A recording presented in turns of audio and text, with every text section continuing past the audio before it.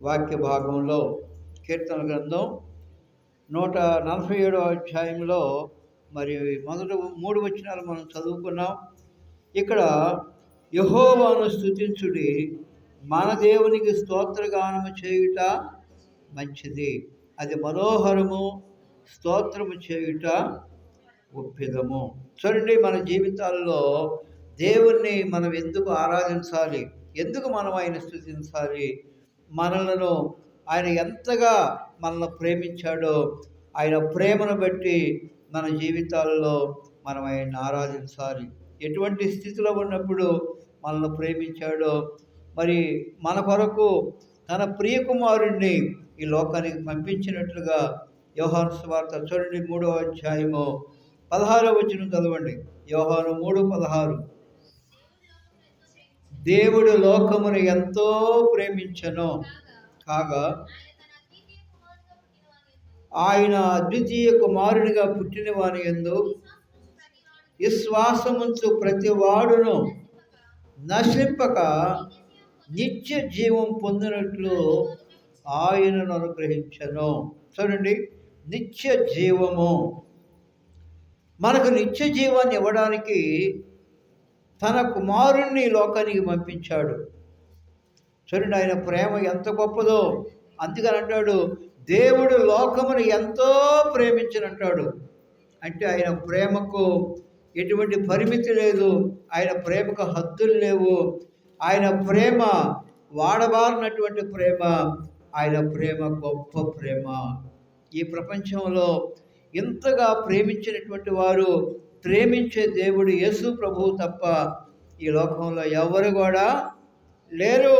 చూడండి, తన ప్రియకుమారుని మన కోసం పంపించాడు. రోమపత్రిక 8వ అధ్యాయంలో కూడా మరి ఇవే మాటలు మనకు కనబడతాయి. ఆ మాటలు మనం జ్ఞాపకం చేసుకుందాం. చూడండి, రోమీలకు రాసిన పత్రిక 8వ అధ్యాయము 11-12 వచనాలు చదవండి. రోమాపత్రిక 8:11-12. ఇట్లుండగా ఏమందుమో 11-12, దేవుడు మన పక్షమున ఉండగా మనకు విరోధి ఎవడు? తన సొంత కుమారుని అనుగ్రహించుటకు వెనుక తీయక మన అందరి కొరకు ఆయన అప్పగించిన వాడు, ఆయనతో పాటు సమస్తమును మనకెందుకు అనుగ్రహింపడు? చూడండి, ఇక్కడ తన సొంత కుమారుని మన కొరకు మరి అప్పగించాడు. తన సొంత కుమారుని అప్పగించాడు. దేనికి అప్పగించాడు? సిలువ మరణానికి. ఆయన మన కోసం సిలువలో మరణించడానికి మరి తన కుమారుడు, తన ప్రియ కుమారుణ్ణి, సొంత కుమారుని మన కోసం అప్పగించాడు.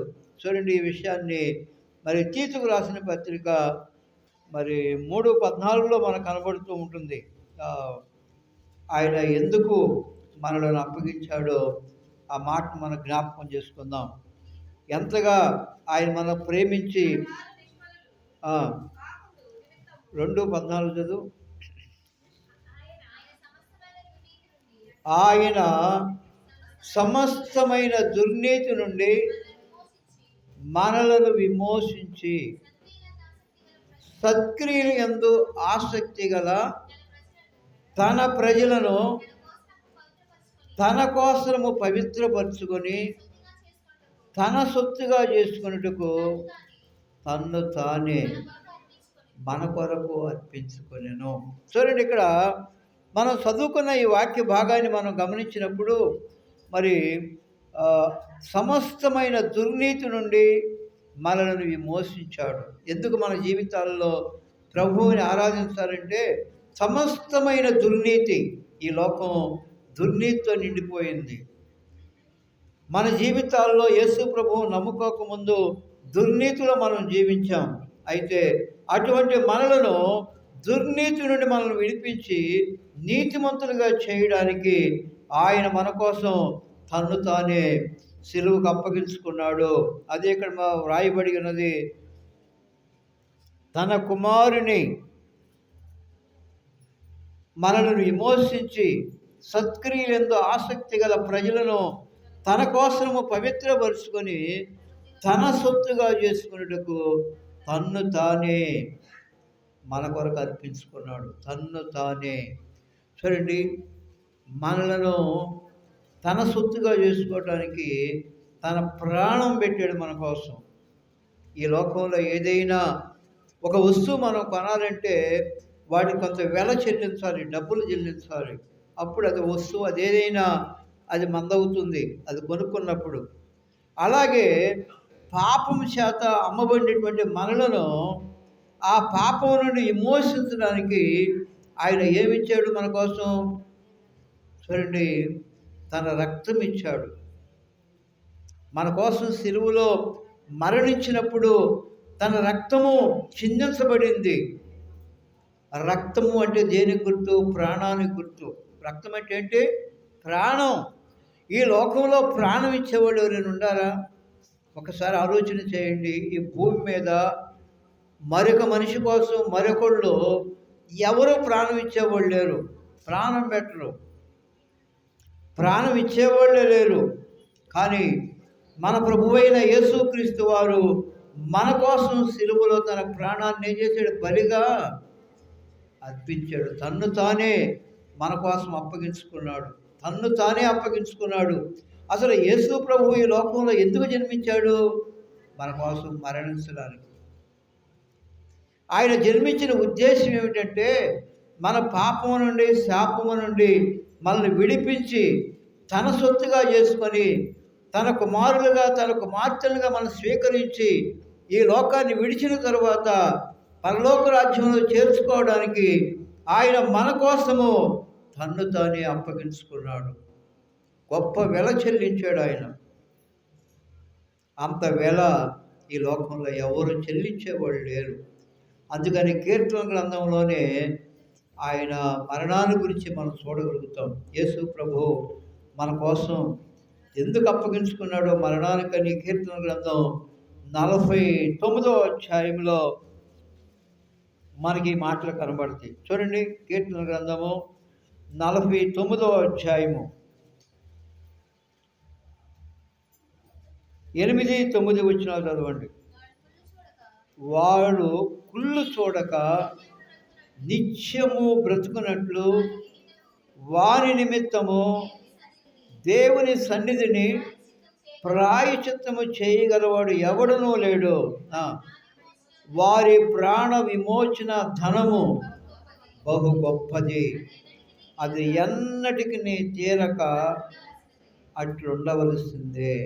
సరే, మన యొక్క ప్రాణ విమోచన కొరకు అంటే మనల్ని రక్షించడానికి, మన పాపము నుండి మన శాపము నుండి మనల్ని విడిపించి తన సొత్తుగా చేసుకోవడానికి ఆయన మన కోసం ఏం చేశాడు? ప్రాయశ్చిత్తం చేశాడు. దేవుని సన్నిధిని ప్రాయశ్చిత్తం చేశాడు. చేయగలవాడు ఎవడనూ లేడు. వారి ప్రాణ విమోచన ధనము బహు గొప్పది, అది ఎన్నటికి తీరక అట్లుండవలసిందే. అంటే మనమందరం కూడా దేవునికి రుణపడి ఉన్నాం. ఆ రుణము ఎన్నటికీ తీరేది కాదు. అందుకోసమే మన జీవితాల్లో ఈ లోకంలో జీవించినంతకాలం ప్రభువు కోసం మనం జీవించాలి. ఎందుకు? మనల్ని ప్రేమించినటువంటి దేవుడు, మన కోసం ప్రాణం ఇచ్చినటువంటి దేవుడు, మన కోసము పరలోక రాజ్యాన్ని సిద్ధపరిచినటువంటి దేవుడు, ఒక దినం ఆయన రాజ్యములోనికి మనల్ని చేర్చుకునే దేవుడు ఆయన. ఈ లోకం వరకే కాదు, ఈ విశ్వాసము, ఈ నిరీక్షణ.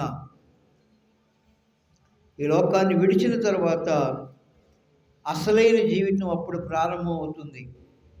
ఈ లోకంలో ఉండే జీవితం తాత్కాలికమైనది. అంటే కొన్ని సంవత్సరాలు, దీనికి పరిమితి అనేది ఉంది, ఇన్ని సంవత్సరాలని.